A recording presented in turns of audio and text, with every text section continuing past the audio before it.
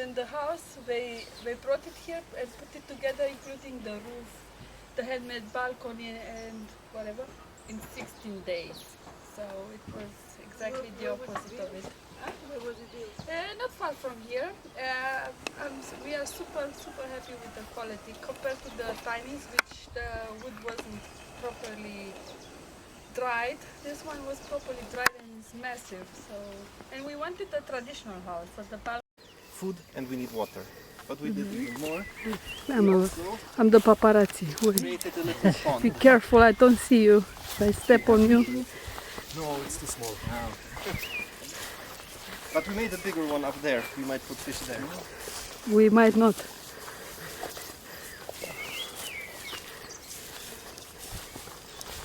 So a little pond. And there are no fish inside. It's basically for storing water. So it's also the overflow of the swale we have in there. So if it rains too much and there's lots of water in the swale, it can't go in the ground anymore. There's a little overflow here and it collects in the pond, which is pretty empty. So usually in spring it should be up to here.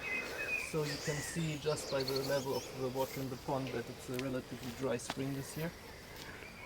That's one of the reasons why here we're collecting water. So that's part of the water management here. We're trying really to retain as much water here as possible. So that's 3,000 liters that go down there from the roof area of the greenhouse. There's another 1,000 liters from this roof, collecting in the black EBC tank. ABC. ABC. EBC. I'm kidding. IBC, that's it. And up there's another one. So that's 5,000 liters we have in like closed containers. Then here, actually I don't know how much. But this is nice for the birds, and look how many dragonflies there are. Yes, so it has multi-purposes actually. Also, it's in the summer it's very nice for birds. Yeah, for biodiversity, for all kinds of animals. Sometimes the deers come to drink, all kinds of insects come. It attracts lots of life. The frogs, the water snake, whatever. Yeah. It's beautiful. And here we grow the food. And here also, but yeah, there's mostly tomatoes. Probably 100 degrees right now inside. And here I'm trying to grow perennials. What's a perennial? It's something you don't have to sow out every year. And here we have some artichokes. But it's all pretty wild, low maintenance. So yeah, maybe the opposite of a syntropic system. I really don't do a lot here. The only thing I really removed is the pear. I don't know in English. It's this kind of grass that puts the roots everywhere.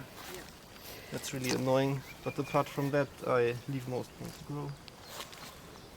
Got some rhubarb. It's also a perennial. Some special onions, Egyptian walking onions. They like multiply by walking over the ground. Does anyone know what this might be? Dill? No. Asparagus. Yes, that's it. Yeah.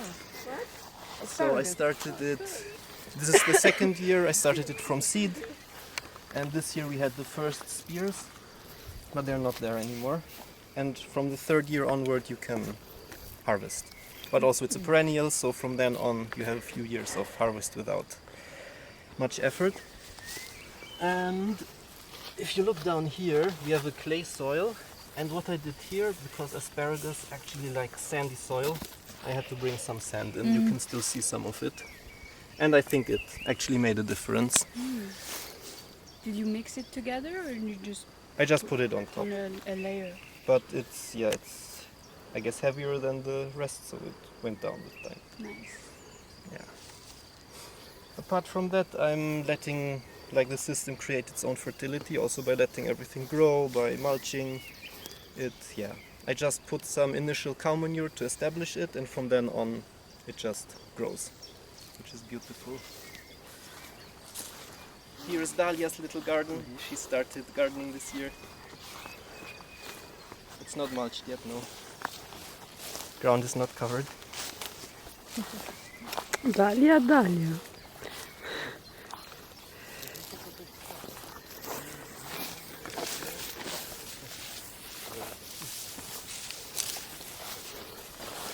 This is doesn't look it, but it's a lot of work. What is that? Sylphia. It's Cup plant in English. Cup plant. Yeah, because of the water here.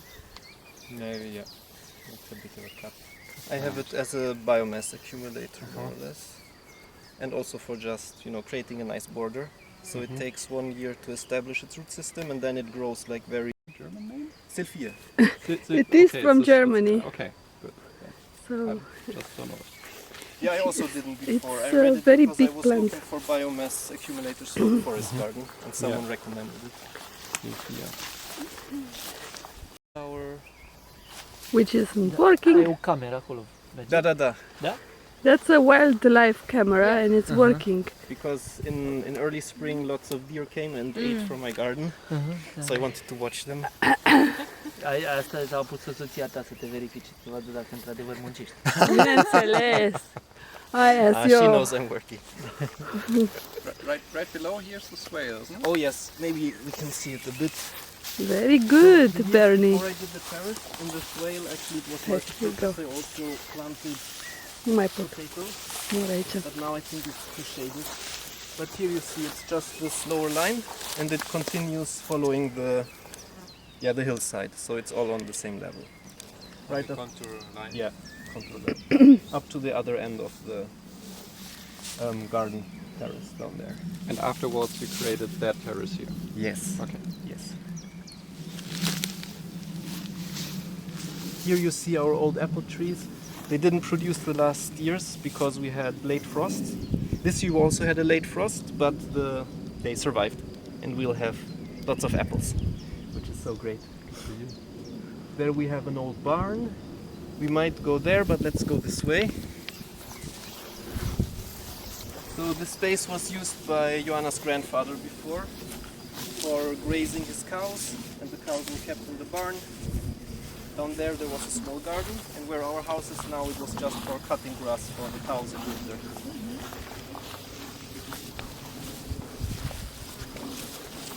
So this is one of the new projects. This will either be a natural swimming pool or a fish pond or just collecting water. We'll see. But mostly for saving water on the property. So when it rains, it gathers here and can feed the property in a hot, dry summer Did you dig that? with the manually? excavator. Ah, okay. Okay. And here is my first try on a forest garden. I started 4 years ago, I think, 5 years. I don't know. But it was Nici nu văd, știi? a pretty wild thing, so I just planted a few fruit trees, not even knowing if they would like the climate here, the soil. And maybe you see the difference in height. So they were planted at the same time. This is a quince. And here in the middle, the very small ones are pears. Yeah, this one you can't even see, but there's one.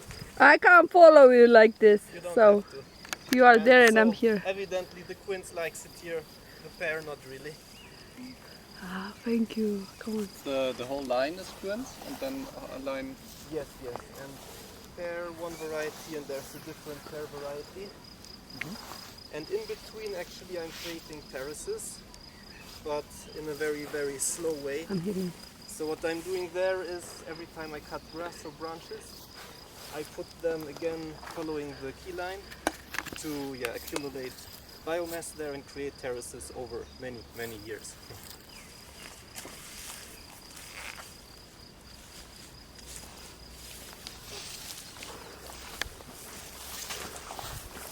And turn around for a second and look at this view. One of my Oh, favorites yeah. here.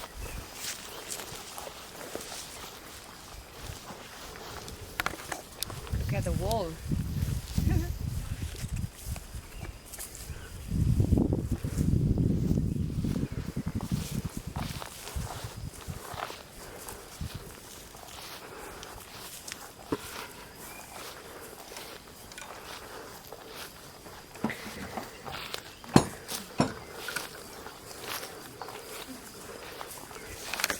So that's the place Joanna's grandfather had the cows in the back.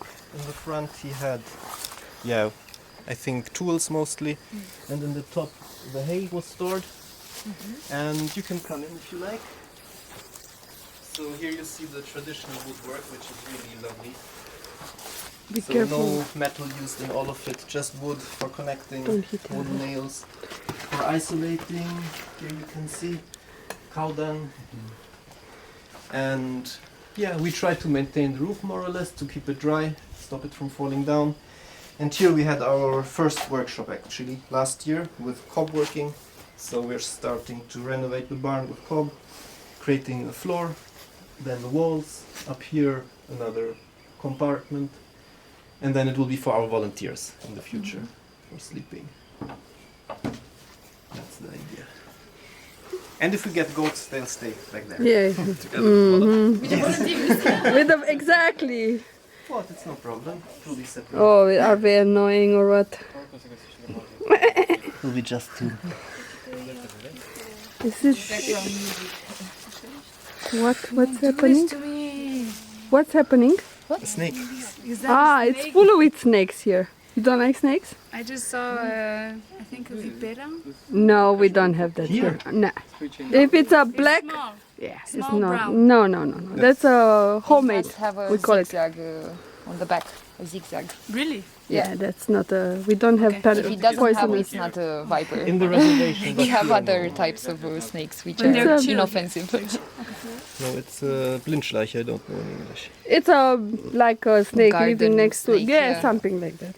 We have some varieties. We like to be in the sun, so So barefoot people, careful, we're walking with a bit of barefoot people. Renaissance. This is for you, yes, because you're the got only it. one. Thank you. Watch your head, watch your foot, your feet, watch everything. You go first. Go. Haideți și voi. Nu mai pot, o să leșin în curând de cal. Mă duc pe un litru de apă. Eu nu pot să stau cu haine așa cum ești tu. Da, o pompat, o făcut bip. Mai face? Mai face bip? O trăznit ar. One reason why I like agroforestry especially is what we feel right now in the shade in summer, like having trees in the system, Ți-e un pic whatever să nu system you soprez have, boilerul. makes Dă-mă such pe a huge Andreea să difference. uit la el. Standing in the sun in the summer or being underneath a tree, it's like night and day. So what I'm doing here is planting trees everywhere. When we came, we had lots of old trees that weren't cared for, mostly plums. And when you don't take care, they get old, they don't produce anymore. So finally I had to cut them down. And we brought in some fresh trees, mostly apples, old varieties.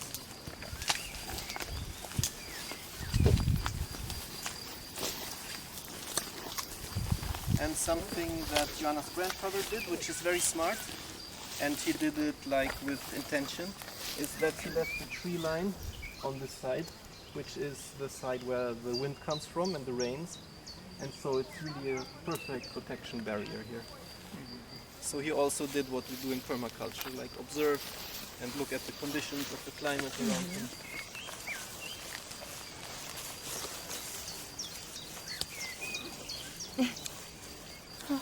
Some small try of companion plants. So this is wild garlic, I think.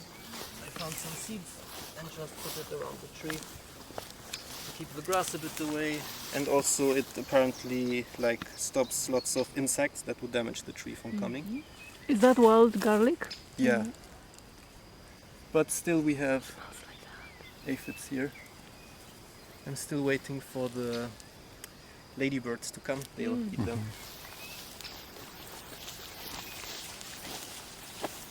And then some of the spontaneous plants, I just leave them because I want more trees, more shade here anyway.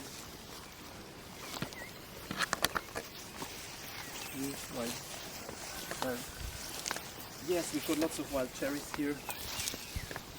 Black locust, also on the edges.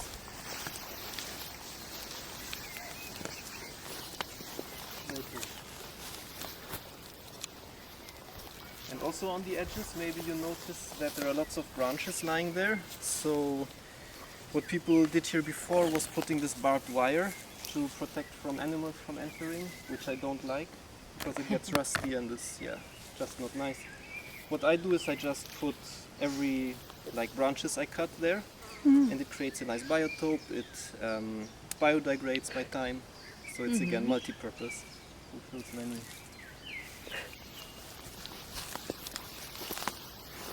And this is a black locust I left growing inside. The old people in the village wouldn't do that because, as Filippo said, they have their roots going everywhere and they really multiply like crazy. I left it here. I had one closer to here and I let it be taken out by the excavator when it was here the last time because I noted the roots are getting very close to the greenhouse and where I don't want it. And this gives us the opportunity to take a look at the root system, how big it actually is. I kept it here. So you see the kind of roots it makes. It goes everywhere in the soil, and then when you just cut the top, then actually where the roots are, it shoots up and brings new trees. Oh, wow. So it's super, like, it really wants to live.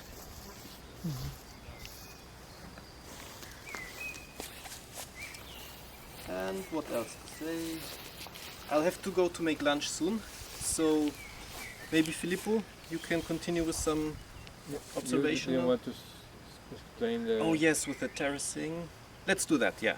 Let's do that. So, can I turn this off? Yeah. Very...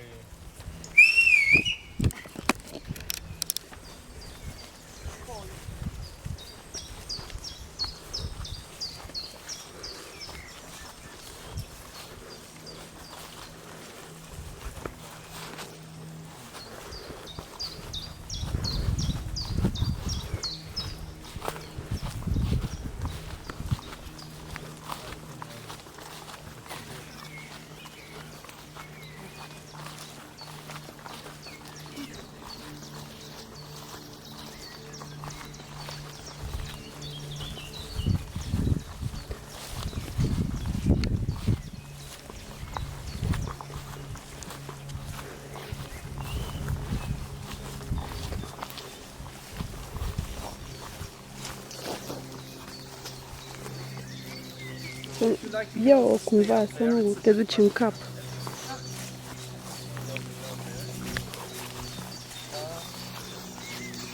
So here you see some of the plants we'll be implementing, and you see the terrace we created. So we had an excavator coming here to do it because we also had a slight slope. So what the excavator did is it took the soil from this side and just put it on the down slope side, which means that all the good soil, the top soil, as we learned, is on top, and so it was pushed over there.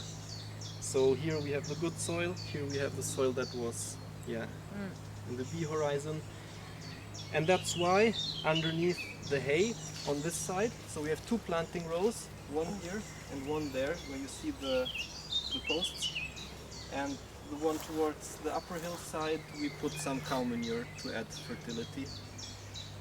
On the right side we left it as it is and mulched on top. In the middle, Then a bit of tilling.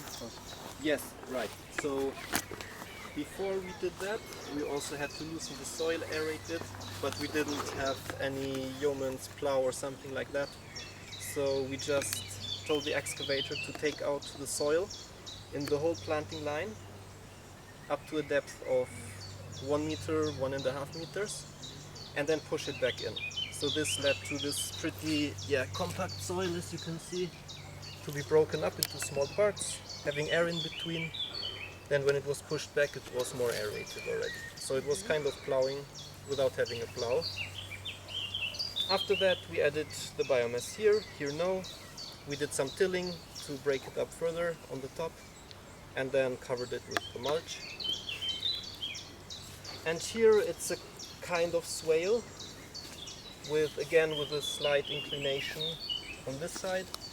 So the water collects here, can infiltrate the system we have behind it, and if it's too much water it runs off downhill. Yeah, that's it for the preparations. Oh, and the cover crop. So in the middle I put some cover crop. Later when we come down here in the afternoon, you'll see there's some small green things already starting to grow. And the same also here on the steeper part. We try to cover it a bit with the grass we mowed for a little bit of mulching. And we also put some seeds of cover crop to stabilize the soil there. And now I have to go and prepare lunch. And contemplate for 20 minutes and try to observe the patterns and the things we talked about this morning. And then we come back here in 20 minutes, we will make a sound or with a didgeridoo or a whistle, and then we share, and then we share the observations, and then we go to lunch. So you're free to go, to move, don't fall down the cliff. Okay. Știi? Păi cu sunetul ăsta ce zici? Păi așa se iubesc ei. Fac, acum l-a pus invers. Dar sunt 3 acolo, dacă bine observi. Sunt 3. Unul ia pe la spate și unul pe la față. Deci îți dai seama că te filmezi, da? Și pun pe internet. E bine că nu mă vezi, nu așa nu mă știe nimeni. Identificare voce, știi? Punem un soft pe calculator. Faci un trio. Un trio. Păi masculii probabil se bat între ei, de asta nu suntem siguri. Femeia e la mijloc și sunt 3. Wow. It's a bit bigger for my mouth.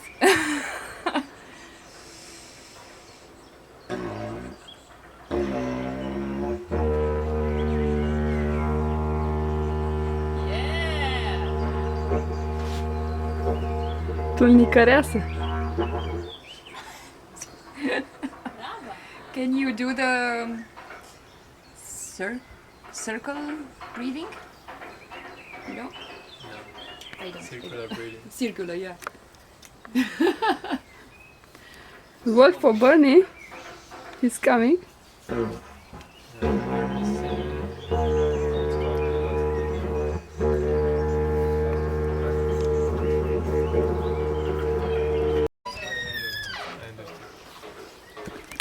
I am in the circle filming. So, what did you observe?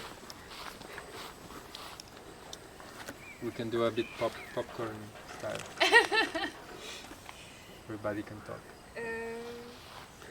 I noticed that up there on the hill where Andreas planted the fruit trees, would you call that they are in the accumulation phase? So they are just growing. I mean, the what was it? The pear is pretty small. It's not bigger than a arbust. Shrub. Shrub. Yeah. And maybe the other ones, the queens, that is doing better. It's going through to the. Yeah, that's also climax because they occupy different system. So the pear is a really abundance system, so it needs a lot of richness and a lot of the soil has to be very soft, maybe a little bit more irrigation. We have a big slope, while the queens is a plant that is a bit less.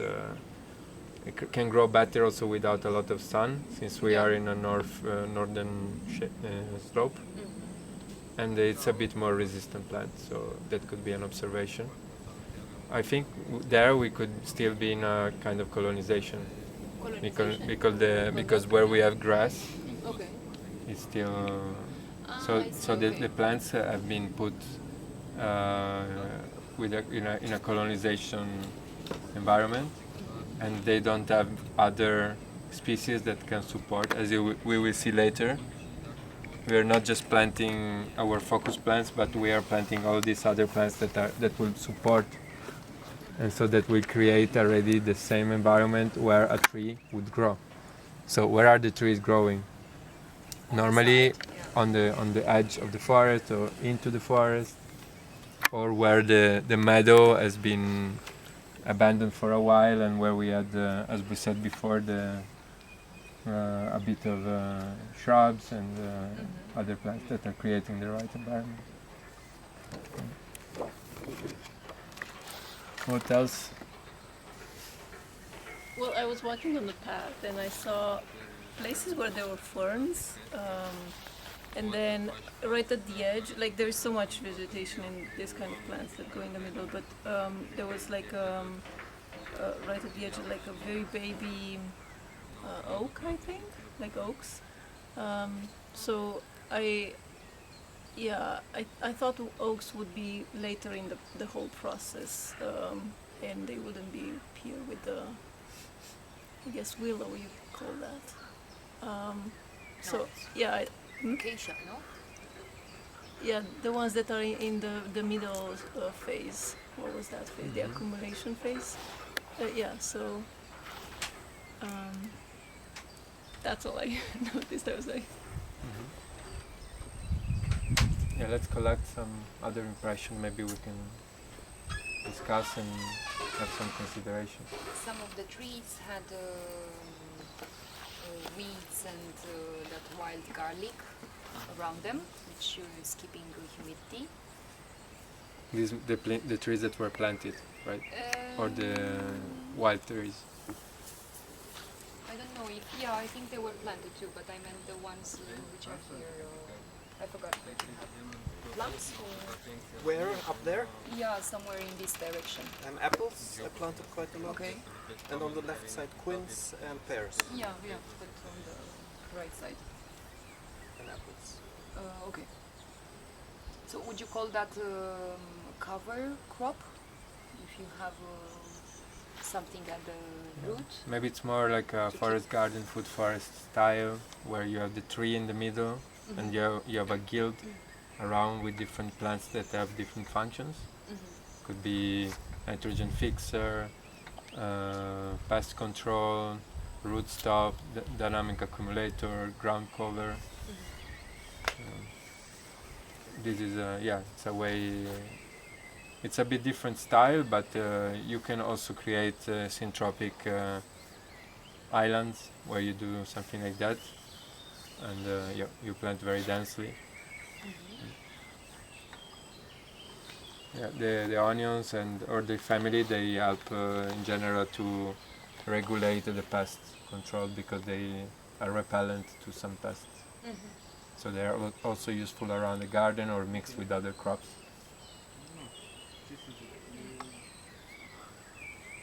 Yeah.